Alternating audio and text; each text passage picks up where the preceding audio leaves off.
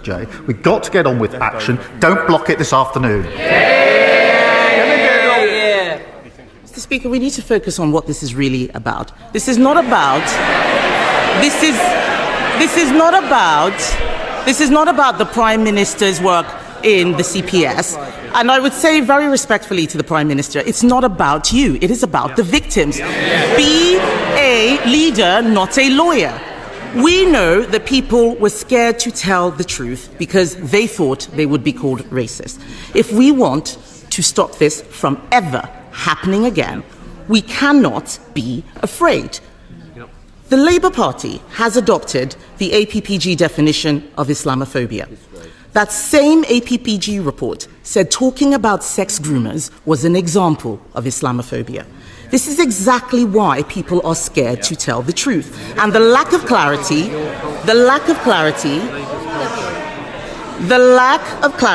means that innocent British Muslims are smeared by association.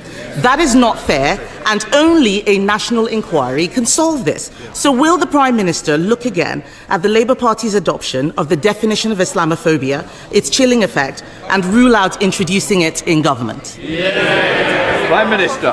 Mr. Speaker, I will call out any aspect that has prevented anybody coming forward or any case going forward when it comes to violence against women and girls, child abuse or child sexual exploitation, as I have been doing now for the best part of 15 years. But, yes, some people will say there should be a further inquiry.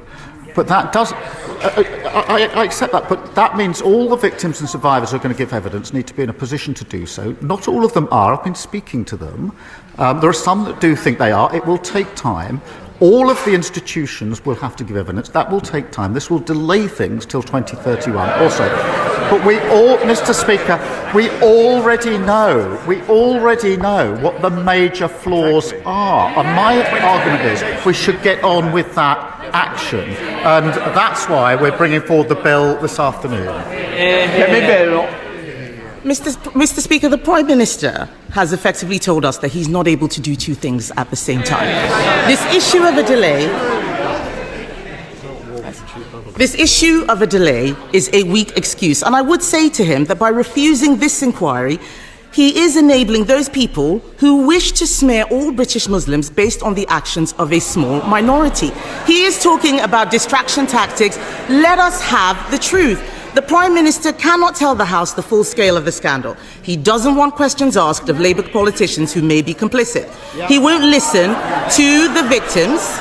He won't listen to the victims who are calling for a national inquiry. He is making this all about a bill this afternoon. Later today, he will tell Labour MPs, including in Telford, Rochdale, Bristol, Derby, Aylesbury, Oldham, Bradford, Peterborough, Coventry, Middlesbrough, Newcastle, Ramsgate, tell all of these people to vote against a national inquiry into the gangs which have systematically gang raped children in their constituencies.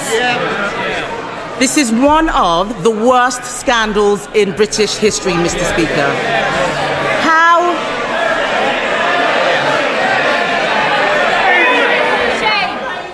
Sorry? This is a very, very important issue that does matter to the country. It matters to all our constituents. I want to make sure they can hear what's being said by the Leader of the Opposition and the Prime Minister of the Opposition. Mr. Speaker, this is one of the worst scandals in recent British history. But how are they going to explain to their constituents that obeying his whip is more important than doing the right thing?